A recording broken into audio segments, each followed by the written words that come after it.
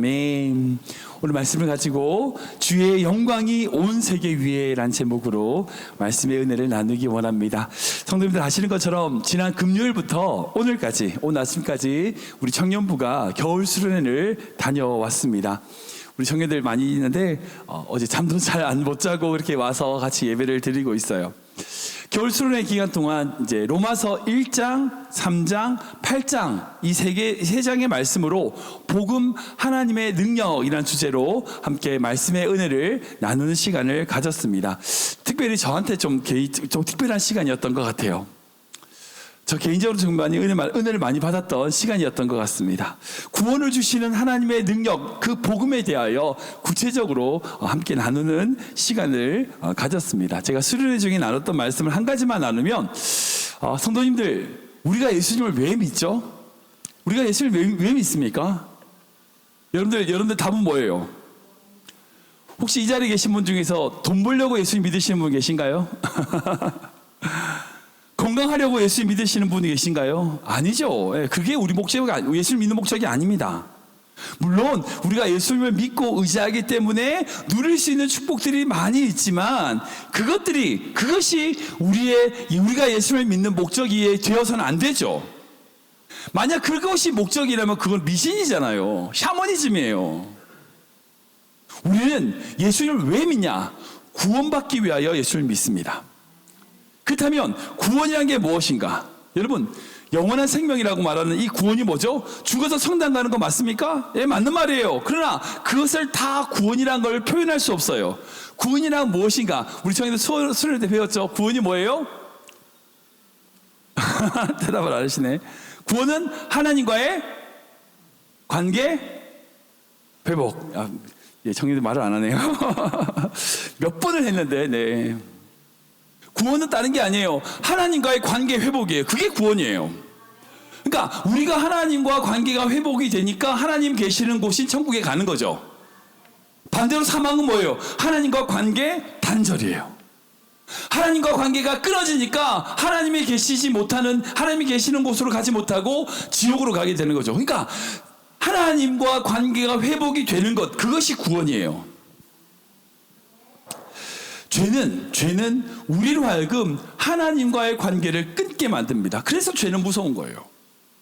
그래서 로마서에 그 여러 가지 죄로 말미암아 하나님과의 관계가 끊어진 우리를 위하여 예수 그리스도께서 이 땅에 오셨고, 하나님의 의라고 하는 율법과는 다르고 선지자와 율법자에게 증명을 받았고 믿음으로 말미암는 하나님의 의로 우리가 하나님과의 구원을 얻게 된다는 것이 바로 로마서에 말하는 복음입니다.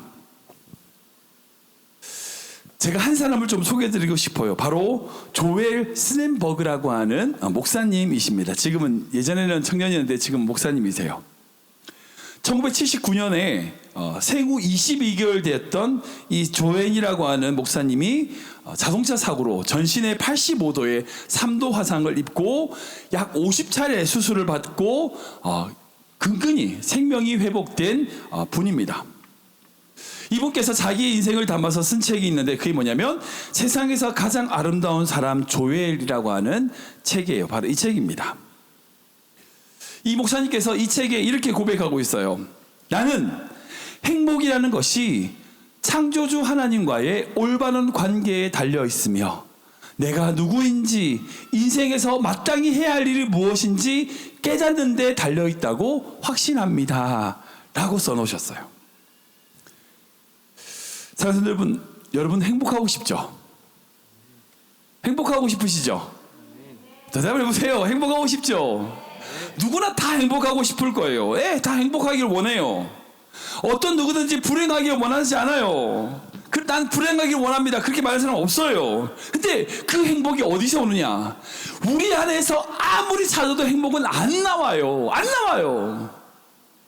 여러분, 우리 안에서 행복을 찾아보세요. 절대 우리 안에서는 행복이 안 나와요. 많이 가져도요, 성공하는 것도요, 세상에 어떤 것을 가진다 할지라도요, 잠깐은 기쁠 수 있죠. 절대 거기서 행복이 나오지 않아요. 행복은 어디서 나오냐? 영원하신 하나님, 절대자 그 하나님과의 관계에서 나오게 돼 있어요. 그 하나님과의 올바른 관계를 통하여 내가 이 세상에서 어떤 존재인지 알고 내가 어떻게 살아야 될지에 대한 것을 깨달았을 때에 나오는 것이 행복이라는 겁니다. 여러분 꼭 기억하세요. 하나님과의 온전한 관계가 세워지고 그것을 통하여 아까 말씀드린 것처럼 구원을 이루고 그 구원을 통하여 행복으로 나아갈 수 있다는 거예요. 그런 의미에서 오늘 본문에 등장하는 다윗은요 정말 행복한 사람이에요. 행복한 사람이에요. 작년에 우리는 사무엘상 말씀 가지고 사무엘 말씀을 좀 쭉 나눴었죠. 그때 오늘 나왔던 시편의 말씀도 한번 나눴던 말씀입니다. 사무엘상 22장을 보면 다윗이 자기를 죽이려고 하는 사울왕을 피해가지고 도망을 가다 어디로 숨어들었냐? 바로 아둘람 굴이라고 한 굴에 숨어 들어갔어요. 다윗이 군대 장관이 돼가지고 정말 나름대로 성공도 하고 성공을 이루고 많은 사람을 이끌고 있었던 그런 군대 장수였는데 왕이 자기를 죽이려고 하니까 도망을 다니다 어디로 가요? 굴에 숨어들었어요. 마치 바퀴벌레처럼 굴에 숨어가지고 그렇게 자기의 생명을 근근히 그렇게 유지하고 있었던 그런 상황입니다. 그때 불렀던 찬양이 오늘 바로 이 시편이에요. 즉 자기 인생에 기댈 것도 없어요. 아무런 희망이 보이지 않아. 도저히 꽉 막힌 상황이에요. 어디로 가야 될지도 모르는 상황이야. 근데 그때 그런 순간에도 다윗은 하나님을 찬양하고 있어요. 와. 아니 도저히 희망도 없는 그런 상황인데, 절망하는 그런 상황인데, 아무도 자신을 구해주지 못하는 그런 상황인데 하나님을 찬양하고 있다는 거예요. 여러분 그 찬양이 어디서 나왔을까요? 그 힘이 어디서 나왔을까요? 바로 하나님과의 온전한 관계가 있었기 때문이라는 거예요. 세상이 자기를 다 버리고 다 돌아서고 아무도 나를 신경 쓰지 않는다 할지라도 하나님은 나를 붙들어 주신다. 여러분 다윗에게 이 믿음이 있었어요. 이 다윗과 하나님과의 이 관계가 온전히 세워져 있었기 때문에 다윗은 찬양할 수 있었어요. 다윗이 그런 환경에서 찬양할 수 있었다면 우리 또한 어떤 환경에서든지 하나님을 찬양해야 돼요. 하나님을 바라봐야 된다는 겁니다. 우리 2025년 새해가 시작한 지 오늘로 세 번째 주입니다. 성도님들 새해가 시작되고 나서 어떤 결단 내리셨어요? 나름의 다이어트? 나름대로 늘 올해는 뭔가를 해야지 결단을 하셨을 거예요. 근데 제가 고민해 드리고 싶어요. 하나님을 찬양하기로 결단하십시오. 다시 말씀드릴게요. 하나님을 찬양하기로 결단하십시오. 하나님과 온전한 관계를 통하여 어떤 환경과 어떤 상황일지라도 하나님을 찬양하는 자로 서 있기를 주님으로 축원합니다. 여러분 우리가 그렇게 하나님을 찬양할 때에 우리의 인생 가운데 말씀인 것처럼 행복이 있을 수 있어요. 새해를 맞아 주님이 주시는 그 행복과 은혜를 찬양하고 노래하는 우리 귀한 성도 되시길 주님의 이름으로 축원합니다. 오늘 시편을 통해 이 다윗이 불렀던 이 찬양, 이 속에서 우리 또한 어떻게 찬양할 수 있는지 두 가지 방법을 한번 생각해 보기 원하는데요. 첫 번째로 다윗은 찬양으로 새벽을 깨워야 한다는 겁니다. 우리 같이 읽어볼까요? 시작! 찬양으로 새벽을 깨워야 합니다. 한 번 더 읽겠습니다. 찬양으로 새벽을 깨워야 합니다. 우리 7절 8절 말씀 같이 읽겠습니다. 시작! 하나님이여 내 마음이 확정되었고 내 마음이 확정되었사오니 내가 노래하고 내가 찬송하리다. 내 영광아 깰지어다. 이파야 수금아 깰지어다. 내가 새벽을 깨우리로다. 아멘. 성경에서 첫 것을 거룩하다라고 하는 그런 생각과 사상이 있습니다. 이스라엘 백성들이 애굽에서 종살이를 할 때 그 430년 동안 종살이를 하고 그렇게 고생을 하고 있을 때에 하나님이 모세를 보내셔서 그 이스라엘 백성들을 구원해 내시죠. 그 이야기가 바로 출애굽기 이야기입니다. 근데 그 출애굽기 이야기에서 애굽에서 이스라엘 백성들을 이끌어내실 때에 그 애굽에 내렸던 10가지 재앙이 있죠. 그 중에 마지막 재앙이 뭐였습니까? 모든 장자가 죽음을 당하는 거예요. 사람의 아들뿐 아니라 모든 짐승의 첫 번째 것은 다 죽었어요. 사람의 자식뿐 아니라 모든 짐승들 다 죽었어요. 그런데 그때 하나님께서 그 이스라엘 백성들을 지켜주시기 위하여 만든 제도가 뭐였어요? 유월절, 패스오버, 넘어가는 절기를 만드셨어요. 어린 양의 피를 문설주에 바르는 집은 하나님의 그 재앙이 넘어갔어요. 그게 유월절입니다. 하나님께서 그 유월절의 제사를 통하여 그 이스라엘 백성들을 지켜주시고 난 다음에 그 다음에 하신 말씀이 뭐냐면 너희의 모든 첫 번째 것은 내 거야, 내 것이다 라고 선언하는 것을 출애굽기 말씀을 통해서 볼 수 있습니다. 장자, 첫 번째 아들, 첫 번째 새끼, 첫 번째 열매, 첫 번째 시간, 그 모든 것이 하나님의 것이다 라고 하는 것이 성경에서 말하는 첫 번째 것에 대한 관점입니다. 그러기에 우리가 하나님께 우리의 첫 번째를 드리는 것은요 너무나 중요합니다. 그것이 우리 삶의 첫 순서가 되어야 됩니다. 우리가 새해의 첫 시간, 이 첫 번째 송구영신 예배라고 하는 그 시간으로 예배를 드리는 이유 또한 그와 마찬가지입니다. 우리가 하나님을 믿고 의지한다는 것은 어떤 거냐? 바로 우리의 첫 번째를 하나님께 온전히 올려드려야 될 분이라고 믿는다는 거예요. 이것은요 다른 게 아니라 모든 가치관의 우선순위가 하나님이라는 거예요. 그런 의미에서 다윗은 지금 뭐라고 고백하냐? 내가 새벽을 깨우겠다라고, 그렇게 새벽에 찬양하겠다라고 선언하고 있어요. 여러분, 새벽은요 너무나 중요하고 거룩한 시간입니다. 하나님께서 이 새벽을 통하여 일하시고 역사하셨어요. 홍해를 가르신 시간 또한 새벽이었고, 여리고를 무너뜨린 시간 또한 새벽이었고, 예수님께서 부활하신 시간 또한 새벽이었어요. 근데 다윗은 그 새벽을 깨우면서 자기의 마음을 확정하여 오늘 시편을 보면 그렇게 하나님을 찬양하겠다고 고백합니다. 자기의 비파와 수금을 깨운다고 말하고 있어요.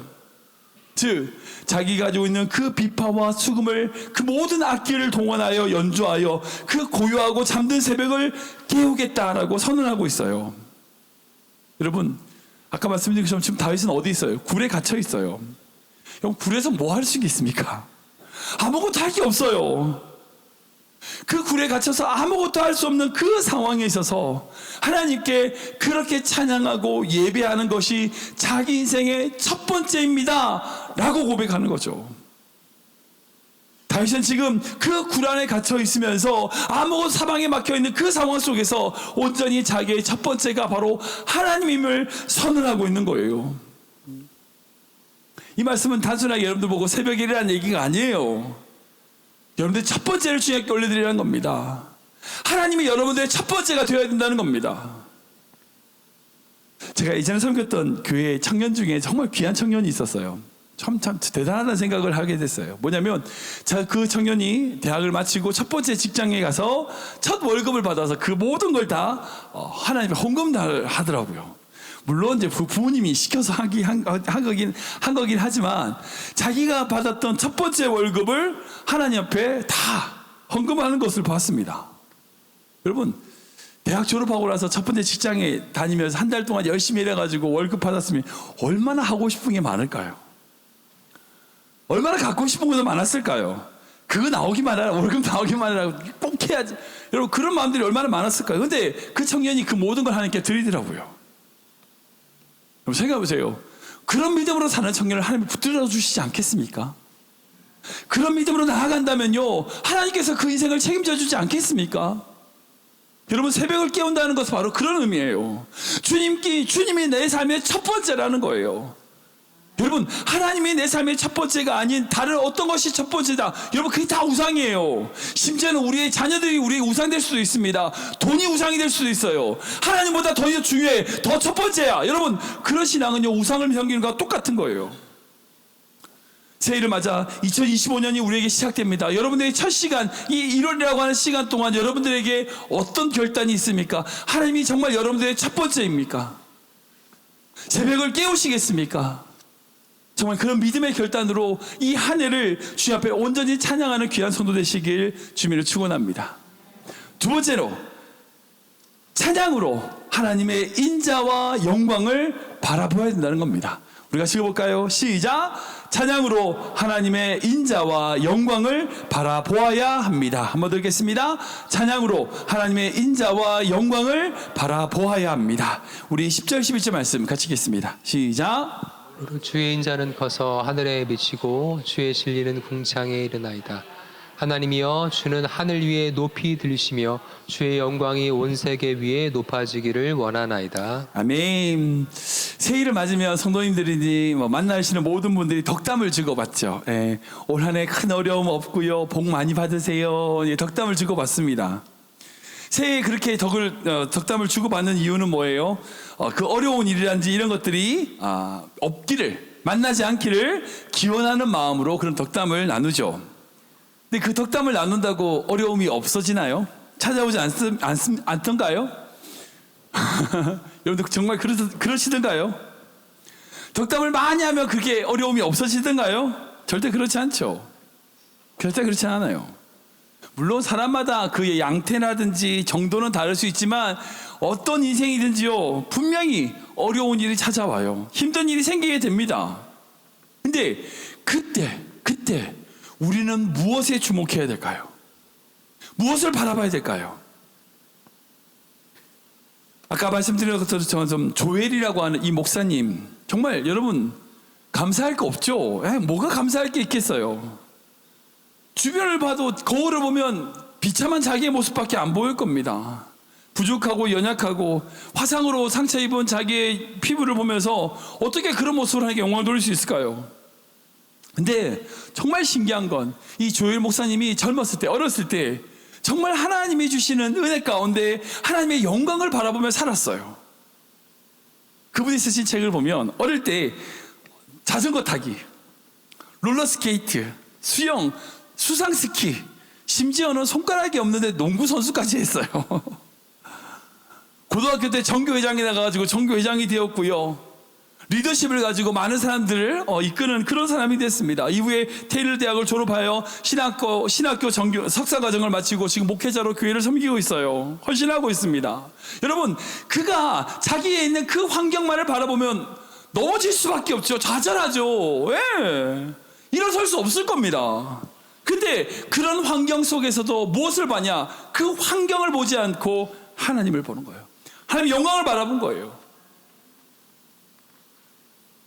오늘 시편도 마찬가지입니다. 아까 말씀드렸죠. 다윗은 지금 어디 있어요? 굴에 갇혀 있어요. 여러분, 굴이란 곳이 어떤 곳입니까? 하늘이 막힌 곳이에요. 하늘이 안 보여. 깜깜해. 근데 그 깜깜한 굴에 갇혀 있는데 다윗이 노래하는 건 뭐예요? 하늘에 가득한 하나님의 인자와 그 영광을 바라보는 거예요. 넓은 궁창, 그 하나님의 영광이 이른다고 고백하고 있습니다. 자기 몸은 굴에 갇혀 있지만 그 굴에 갇혀 있는 몸에 그 환경에 함몰된 인생이 아니라 그 환경을 뛰어넘어 영원하신 하나님의 그 영광이 온 우주에 가득한 것을 선포하고 바라보는 거예요. 여러분, 그게 믿음이에요. 그게 믿음이에요. 지금 내 눈에 보이는 것은 사망이고 막혀있고 굴이고 비좁고 문제 덩어리라 할지라도 그 문제 속에서 그 문제만을 보는 것이 아니라 그 문제 너머에 계신 하나님, 그 문제를 주관하시는 하나님, 그 하나님의 영광을 바라보는 것, 여러분, 그것이 믿음이에요. 그래서 믿음은 온전히 하나님의 영광을 바라볼 수 있는 우리의 축복이 될 수 있다는 거예요. 그래서 믿음 있는 자는요, 어떤 환경에서도 낙심하지 않아요. 믿음 있는 자는요, 어떤 환경에서도 넘어지지 않아요. 왜? 우리가 바라보는 건요, 이 세상이 아니니까. 영원한 하나님의 나라를 바라보니까. 2025년 우리 귀한 성도님들에게 이 새로운 믿음의 시각이 있길 주님을 축원합니다. 우리 청년들하고 이제 믿음에 대하여 쭉 말씀을 나눴어요. 그리고 하나님의 영원하신 사랑에 대하여 나눴습니다. 우리 청년들 특별히 수련을 마치고 나서 그 말씀을 여러분들 가운데 좀 뿌리내시길 축원합니다. 그저 여러분들 시험 잘 보는 그것에 머물러 있는 인생이 아니라, 학위를 받고 직장에 가고 그것에 머물러 있는 인생이 아니라 그것을 뛰어넘어 우리의 인생을 주관하신 하나님의 영광을 바라보는 귀한 청년들 되시길 주님을 축원합니다. 성도도 마찬가지예요. 여러분들 인생 가운데 어려움이 있죠. 문제 있을 거예요. 자녀들 속썩이고요, 경제적으로 어려움도 있고요, 있을 거예요. 그러나 그 속에서도 우리를 붙드시는 하나님, 누가 그리스도의 사랑에서 그 사랑을 끊을 수 있으랴? 라고 믿음의 고백을 하며 우리를 향하신 그 하나님의 사랑을 믿음으로 바라보며 찬양하는 귀한 성도 되시길 주님으로 축원합니다. 말씀을 정리하겠습니다. 찬송가 304장 그 크신 하나님의 사랑, 여러분들 잘 아시죠? 우리가 익히 잘 아는 찬송가입니다. 그 가사를 보면 이렇게 적혀 있어요. 하늘을 두루마리 삼고 바다를 먹물 삼아도 한없는 하나님의 사랑 다 기록할 수 없네. 그렇게 하나님의 그 사랑을 하늘 높이 쌓아도 채우지 못한다. 여러분, 이 찬송가는요 프레드릭 리먼이라는 목사님이 작곡 작사하신 찬송가입니다. 근데 이분의 삶을 보면 그래요. 이 리먼 목사님은요 큰 교회 담임 목사님이 아니었어요. 작은 시골 교회에서 교회를 섬기는 목회자였습니다.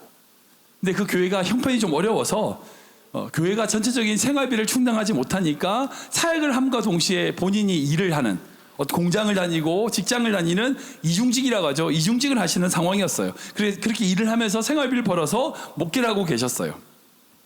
하루는 이 목사님께서 치즈 공장에서 일을 하셨는데 그 치즈 공장에 일을 하러 가는데 사모님이 싸준 도시락을 가지고 거기 가서 일을 하고 점심시간에 도시락을 열었는데 사모님께서 이 목사님을 위하여 정성스럽게 도시락을 싸고 나서 거기다가 한 메모지를 써놓은 그 구절이 바로 이 구절이었어요. 이 시는 원래 이제 오래된 유대 랍비의 시였다고 합니다. 아무튼 근데 사모님이 어디서 그걸 보고 이 목사님한테 그 시기를 써주고 이 목사님께서 그 시기를 보면서 감동하면서 그 자리에서 곡을 쓴 것이 바로 찬송가 304장 그 크신 하나님의 사랑이라고 하는 거예요. 그 곡입니다. 인간은요 참 희한해요. 아이러니하게 문제가 없고요 평안하면요 하나님의 사랑을 못 느껴요. 하나님을 잊어버려요. 근데 힘들고 어려운 순간, 마치 지금 다윗이 굴에 갇혀 있는 것처럼 힘든 순간에는요 하나님의 그 놀라운 사랑이 더 크게 느껴져요. 하나님 나를 어떻게 사랑하십니까? 내가 자격이 있었어요? 자격 없어요. 죽을 수밖에 없는 그런 불완전하고 죄로 인하여 썩어 문드러질 나를 왜 사랑하시나요? 우리가 힘든 순간에 그 모든 삶 속에서 그 하나님의 더 큰 사랑이 느껴지게 되는 거죠. 2025년 여러분들에게 우리에게 새로운 시간이 시작되었습니다. 우리가 어떤 결단을 나가야 될까요? 새벽을 깨우세요. 여러분의 첫 번째 것을 하나님께 올려드리십시오. 하나님의 여러분들 인생의 첫 번째가 되십시오. 하나님의 영광을 바라보십시오. 지금 환경을 보지 말고 지금 상황을 보지 말고 우리의 모든 환경을 주관하고 붙들어 주시는 그 하나님의 영광을 바라보는 귀한 성도 되시길 축원합니다. 우리가 그런 믿음으로 나아가면요 그 크신 하나님의 사랑, 말로 다 형용 못한 그 하나님을 노래하고 찬양하는 자 될 줄 믿으시기 바랍니다.